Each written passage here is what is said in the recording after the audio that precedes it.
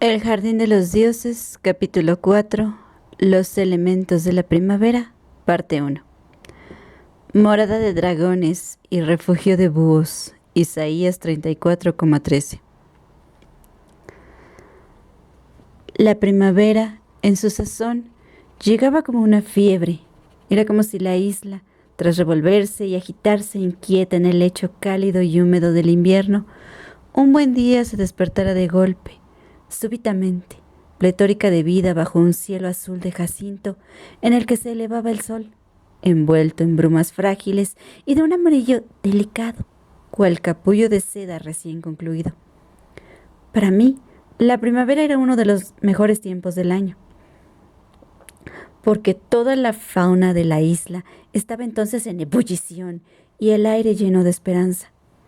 Tal vez hoy atraparía al galápago más grande que nunca viera, o desvelaría el misterio de cómo una tortuga recién nacida, salida del huevo con más arrugas y abolladuras que una nuez, al cabo de una hora abultaba el doble, y en consecuencia había alisado la mayor parte de sus frunces.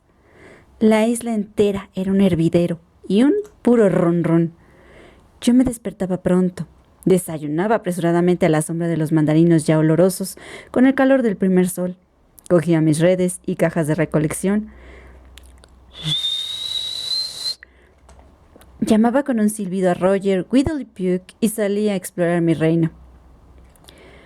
Allá en el monte, en las junglas en miniatura de brezo y retama, donde las peñas caldeadas por el sol aparecían tachonadas de extraños líquenes que semejaban sellos antiguos, salían las tortugas de su sueño invernal, apartando la tierra bajo la cual habían estado aletargadas y guiñando los ojos y tragando saliva mientras se arrastraban lentamente hacia el sol. Descansaban hasta que el sol las hubiera calentado y luego iban con paso lento a buscar su primera colación de dientes de león o de tréboles o quizá un grueso y blanco cuesco de lobo. Yo tenía los cerros de las tortugas bien organizados, lo mismo que otras partes de mi territorio. Cada tortuga poseía una serie de rasgos distintivos que me permitían seguirle la pista. Cada nido de tarabillas o de currucas capirotadas estaba cuidadosamente marcado para observar sus progresos, como lo estaban cada coriáceo montículo de huevos de mantis, cada tela de araña y cada piedra que sirviera de guarida a un animal querido. Pero era la poderosa aparición de las tortugas lo que realmente me señalaba el comienzo de la primavera, pues hasta que no acababa de verdad el invierno, no salían por el mundo en busca de pareja, torpes y bien acorazadas como caballero andante en busca de dama que socorrer.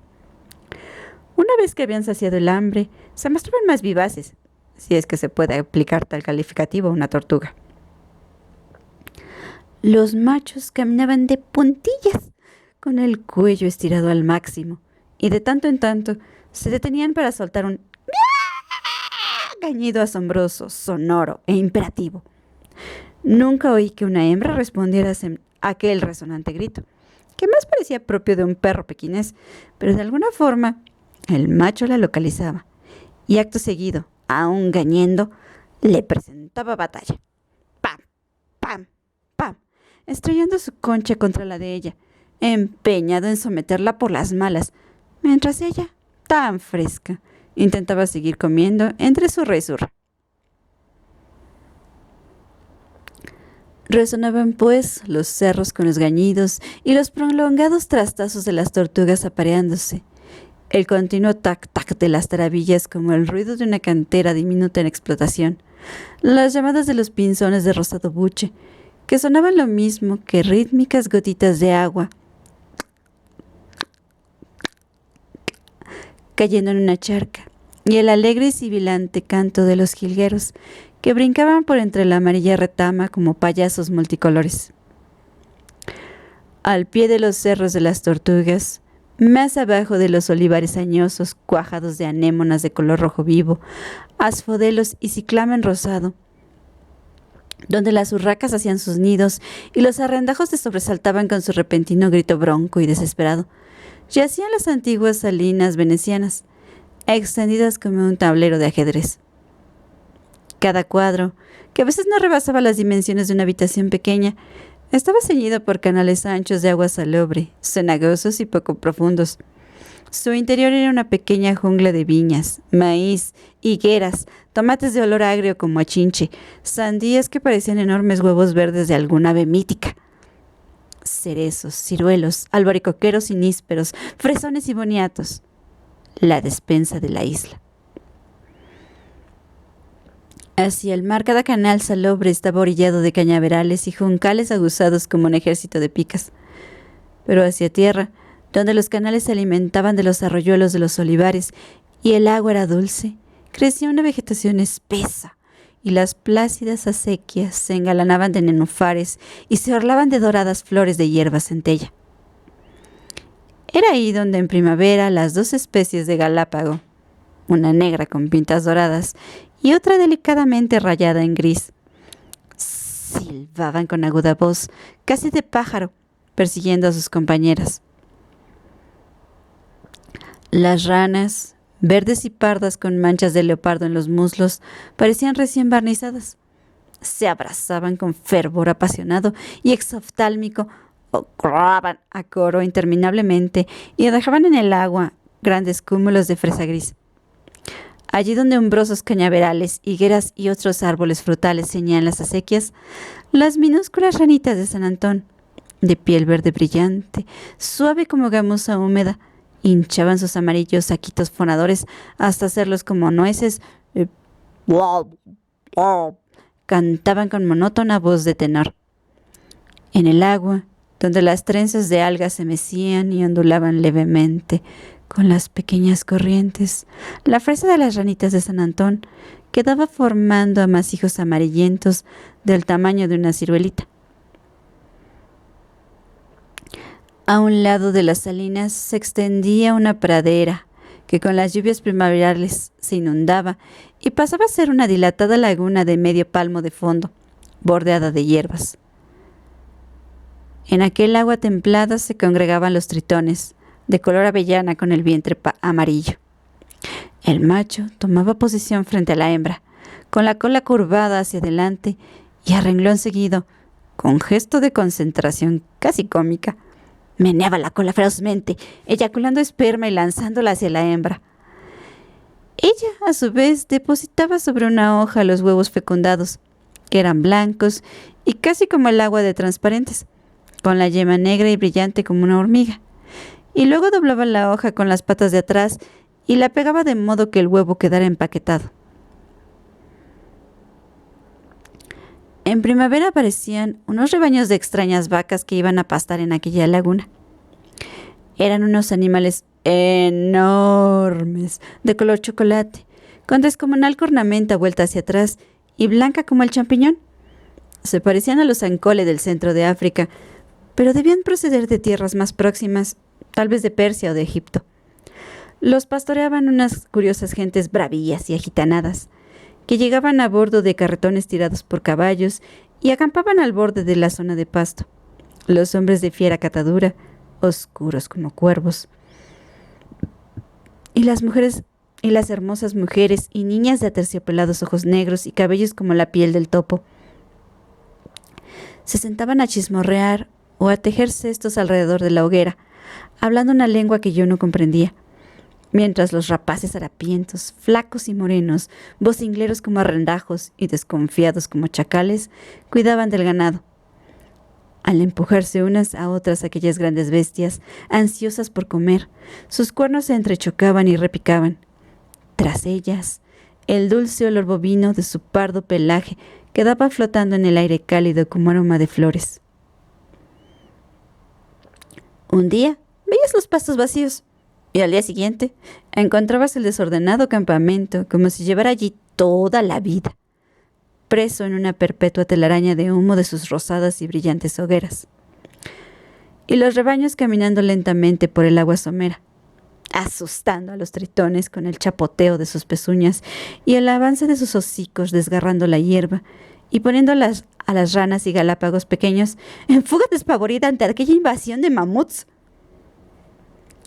Yo codiciaba aquellas enormes vacas pardas, pero sabía que por nada del mundo me permitiría a mi familia tener una cosa tan grande y de tan fiero aspecto. por más que me cansara de repetir que eran tan mansas que se dejaban pastorear por mocosos de 6 o 7 años. Lo poco que pude conseguir de uno de aquellos animales fue más que suficiente para mi familia. Había yo estado en los campos después de que los gitanos mataran a un toro. Tenían extendido el pellejo a un sanguinolento y un grupo de muchachas estaba raspándolo con cuchillos y frotándolo con cenizas de leña.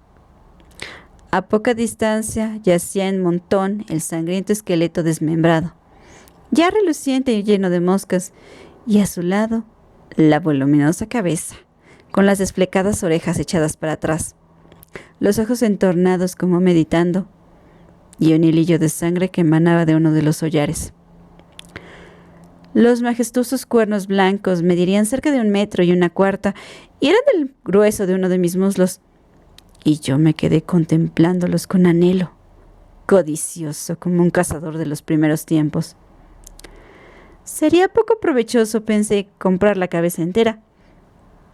Aunque yo estaba convencido de mi maestría en el arte de la taxidermia, la familia no compartía esa opinión. Además, hacía poco habíamos tenido ciertas diferencias a propósito de una tortuga muerta que yo imprudentemente había disecado en el porche, por lo cual todos se inclinaban a mirar con malos ojos mi interés por la anatomía.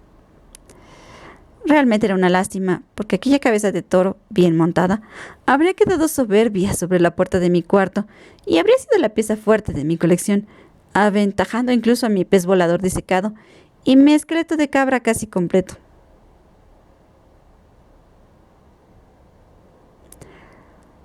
Pero sabiendo cómo podía ser de implacable mi familia, decidí contra mi voluntad que habría que conformarse con los cuernos.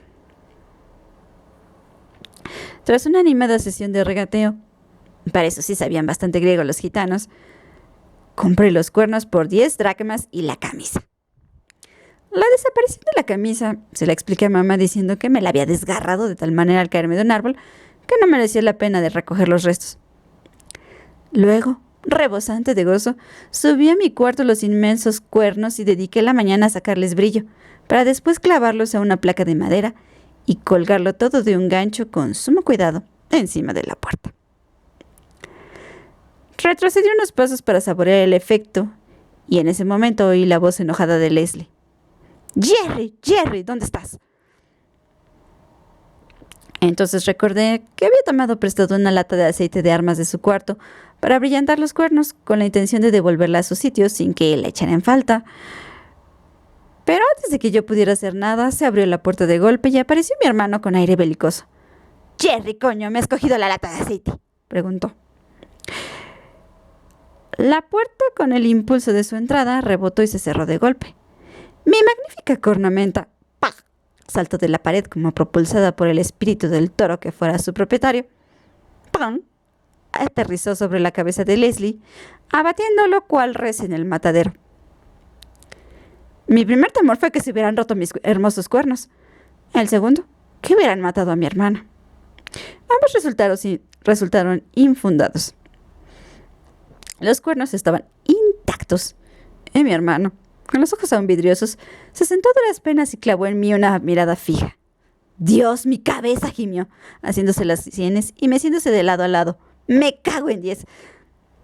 Más por diluir sus iras que por otra cosa, fui en busca de mamá. La encontré en su habitación, cavilando junto a la cama, que estaba cubierta de lo que parecía ser una biblioteca completa de modelos de punto.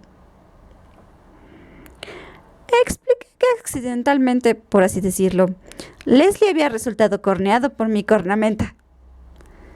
Como siempre, mamá pensó en lo peor y dedujo que yo tenía escondido en mi cuarto un toro que le había sacado las tripas a mi hermano. Encontrarlo sentado en el suelo y aparentemente entero fue para ella un alivio grande, aunque no exento de enojo. «Pero Leslie, hijo mío, ¿qué has hecho?», preguntó.